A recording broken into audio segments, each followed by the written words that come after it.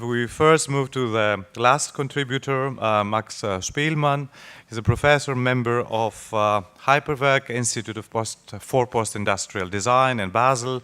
He researches participatory media, commons, and new technologies. And of course, Max Spielmann is co-organizer of this conference. So, Max, the floor is yours. Okay, thank you. Work as invention question. And that at the end of this day, I was thinking before how I come to the end, and Niels, you had given me the key word or the key person with boys, because what I'm talking about in a way is an anthropological shift. It's not about jobs and work and employment. It's about how do we understand our combination, our being in the world.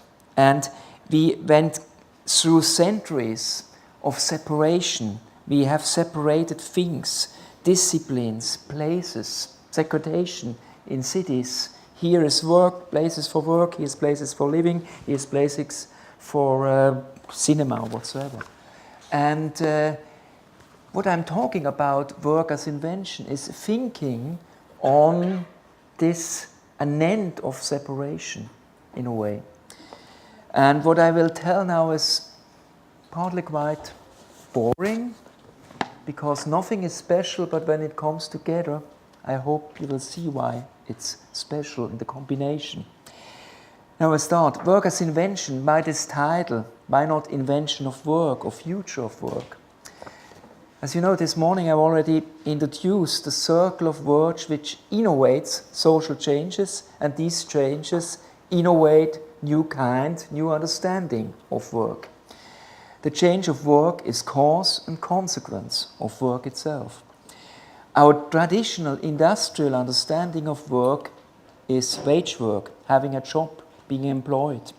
And this kind of work will be reduced massively in the upcoming decades. Okay, work. So you see here, before you all probably know the statement that the next wave of automation will destroy up to 50% of today's jobs. Such a massive change is difficult to us to imagine, but you don't have to go far back to see such modifications. And we have here the slide, and the green is Landwirtschaft, is agriculture. Here you see the changes in employment of the last 130 years for Germany. Let's look at this agricultural sector and go back even a little bit more back. By 1800, about 80% of the population of Germany was working in agriculture, and hunger was commonplace in Germany. Today we have 3 to 4% which are working in agriculture, and hunger is no longer an issue. This is also true with different numbers worldwide. Perhaps 20% are working worldwide in agriculture and produce food for 8 times more people than around 1800. Okay, hunger is still an issue on a global scale, but today this is primarily a problem of distribution and no longer of the volume of production. On the other hand, the amount of employees in the information sector, that's the blue one on the graph, the information sector has increased from about 12% in 1880 to over 55% in these days. And precisely here and in the service sector, the automatization of the fourth the fourth industrial revolution will be effective. Of course, there is also a reduction in production. But this is not at the center of the expected mutation. And that's important. We always see the robots in the factories. The next revolution is not about the robots in the factories. That's not over, but it's not the core issue. It's about services. There is, for example, one quite clever scientist and with a good reputation said so in an interview a year ago, a global bank, which in these days 100,000 employees, could be run with 1,000 employees. As long as there is no service station, there is no bank where you are going. If you have everything automatic, we don't need a lot of people. So we have a problem, and the economy does have a solution, as always. With a new wave of growth, enough new jobs will be created, and that's the solution. But exactly this leads to another problem. What you see here, the problem is the limits of growth. What you see here is a representation from the year 1956. It's one of the first graphs of a so-called resource peak. Here it's an oil peak, and in principle, current diagrams look exactly the same. We live far above the conditions given by nature.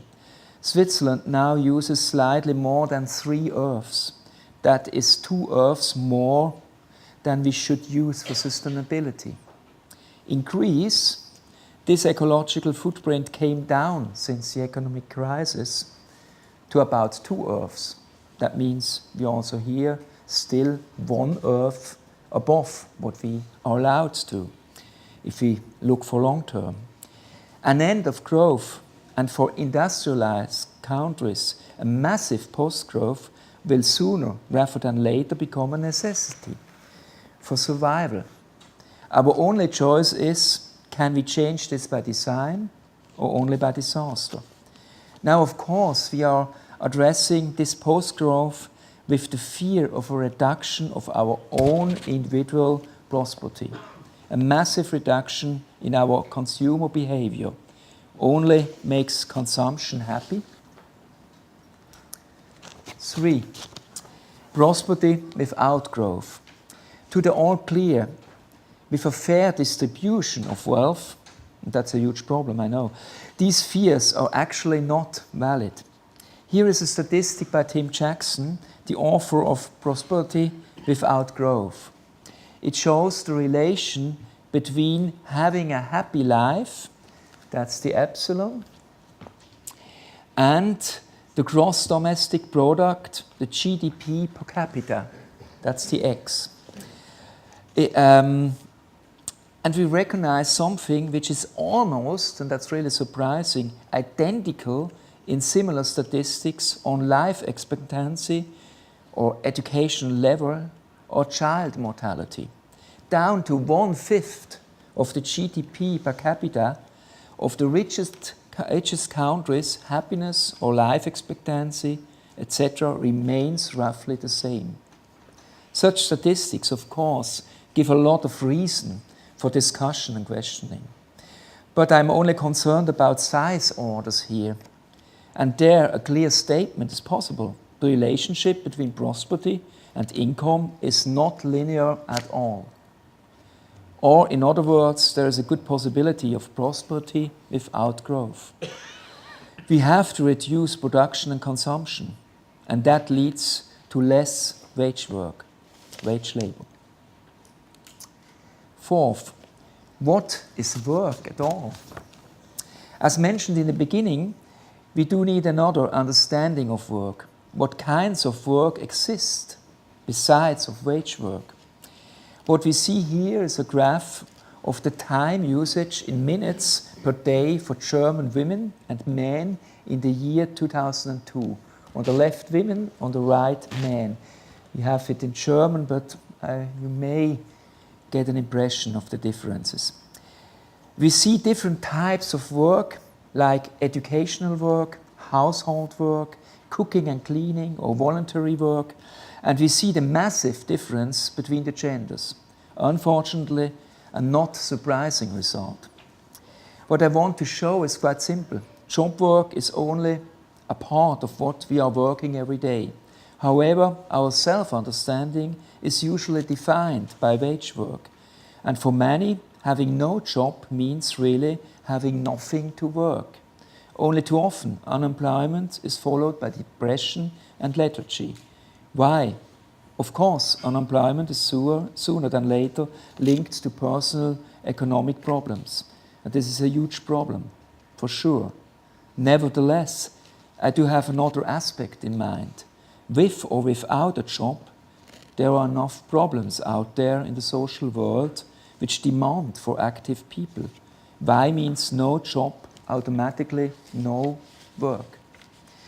Wage work is constitutive in the definition of our social position, the social field in which we live, the habitus that we have acquired and incorporated throughout our life. Wage work is constitutive for our identity. Selling our labor force is too often our only freedom in the context of work. The self-understanding of work as being active for others, being active in social and cultural networks, this understanding is rusty. 5. What can design and art do? In his work, The Rise of the Creative Class, and coming a little bit to you, but going in the other direction. In his work, The Rise of the Creative Class, Richard Florida has worked out the creative class as the key factor of the growth of cities. This is because creatives are always looking for new solutions, innovations, or new products and services, new forms of work environments and work structures. This is also because creatives are often forced out of precarious situations to act like this. So creatives have a tendency to invent work and perhaps also to understand work as invention. Richard Florida's work is about prosperity and growth of cities. Our intention is transformation. If Richard Florida speaks of talents, tolerance and technology as the three basic conditions for economically successful cities, then we are talking about the same 3 T's for social transformation. A 4th T, a transformation that will deeply interfere with our individual or collective and social structures. The question is for what goals we invest our creativity. And now I come to consequences on LABattoir, on our project. Finally, I like to come back to LABattoir. As we have seen, our approach to work is an understanding of work as self-determined way of being active, an understanding which is open-minded and heads for social invention. Therefore, LABattoir will be a self-organized laboratory of work, has to be a self-organized laboratory. An exemplaric topos for the extension of local and regional circulation, of working with and in the neighborhood, which works on redefining the commons, works with low investment, creates other kinds of microeconomy, like sharing, exchange, or alternative currencies. It's about building up local capacities, up even to high qualified work. To realize this, we plan 3 basic loops. In the first loop, we have to define the fields of work and the fields of production and distribution we are heading for. We search mainly in the fields between design and craftsmanship, like the Fab Lab you mentioned before. Fields where, with new digital technologies, the gap between design, draft, and production will close, the separation in between. Here is the drafting and here is the production. That will close again after more than 100 years of industrial forced separation. This research is neither bottom-up nor top-down. It's associative. It's a mapping of competences, resources, interests, and potential. I will be the first where we hear music. You remember the maps Jeanne van Heswijk has shown at the end of her video input. It's exactly this kind of mapping we'll use to understand the situation. That is important. I'm fed up with evaluations, which are just a work of legitimation for the money which we all spend in a project. I'm also fed up with any verification of positive or sometimes negative results. We are here in a loop, doing projects without the research on what we are really doing and developing theses, medium-range theories of how we have or we could go on. That's this evaluation stuff it's really here, where we just do the legitimation work and never have time to research on what is really the point. The second loop is about expanding here. Expanding to other disciplines of work and including more persons into LABattoir. And the third loop is about extension to other institutions, creating spin-offs, for example. These loops are all on sharing knowledge. And as you know, knowledge is one of the rare resources which multiplies by sharing. Now, to escape from the piano, I come to the end. Perhaps you can listen a little bit. You have seen, I know I'm in a way in a quite antagonistic situation. I'm talking about not creating new jobs, what everyone wants. But I talk about a new way of understanding work. And this has a lot to do with this end of separation. And for sure, it's if we think of LABattoir, it's this search of the gap the devil has left. That's not by me, that's by Alexander Kluge. Meaning where we have this small part where we could go on, work together, finding ways of having a life, making a living for which is earning money in English. But not this kind of trying to create industrial jobs. They will not come. Okay, thank you for your attention.